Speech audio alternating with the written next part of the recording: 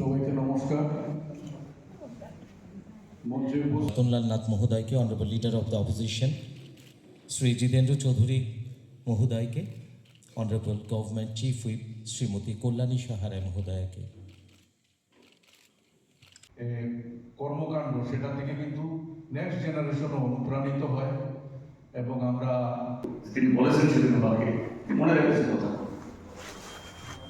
তো এখন আমাকে যদি জিজ্ঞেস করেন কেউ অপোজিশন বেঞ্চের বিশ্ববন্ধু সেন আর প্রেজেন্ট নয় স্পিকার হিসাবে কোন রোলটা আপনার কাছে খুবই ইম্পর্টেন্ট মনে হয়, আমার মনে হয়েছে যে অপোজিশন হিসাবে তিনি যে রোল রেখেছেন অসাধারণ। মানুষের কথা বলতেন, এলাকার কথা বলতেন। এটা আমরা যারা এই বিধানসভার সদস্য প্রত্যেককেই তার এই গুণকে আমাদের অনুসরণ করা দরকার। হ্যাঁ, স্পিকার হিসাবেও অবশ্যই তার অভিজ্ঞতা, বিষয়বস্তু গভীরে যাওয়া এবং কোনো গুরুত্বপূর্ণ বিষয়ে সেখানে নিয়মের বাইরে গিয়েও সুযোগ দেওয়া, এটা তিনিও করেছেন, সমস্ত স্পিকারাই সেরকম করে থাকেন। তো এদিক থেকে আমার বাধ্যবাধকতা সেখানে আছে। যদিও স্পিকারকে তার আসনকে বলি আমরা নিরপেক্ষ আম্পায়ার বা রেফারি, কিন্তু সবসময় হয়ে ওঠে না। তো সেদিক থেকে বিরোধীদের সুযোগ দেওয়া হলেও স্পিকারদের তরফ থেকে বিরোধীদের তো অভিযোগ থাকবেই।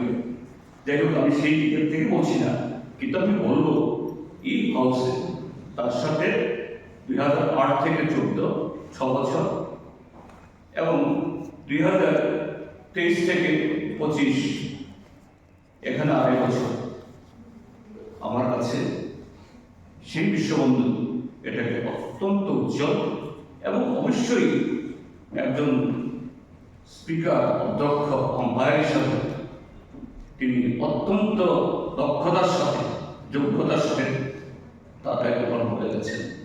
এটা আমাদের সকলের কাছে অনুকরণীয়, শ্রদ্ধা আমাদের হৃদয়ের মধ্যে কাছে থাকবে। তাকে আমরা হারাবো, এত তাড়াতাড়ি আমরা হারাবো এটা আমরা আশা করি।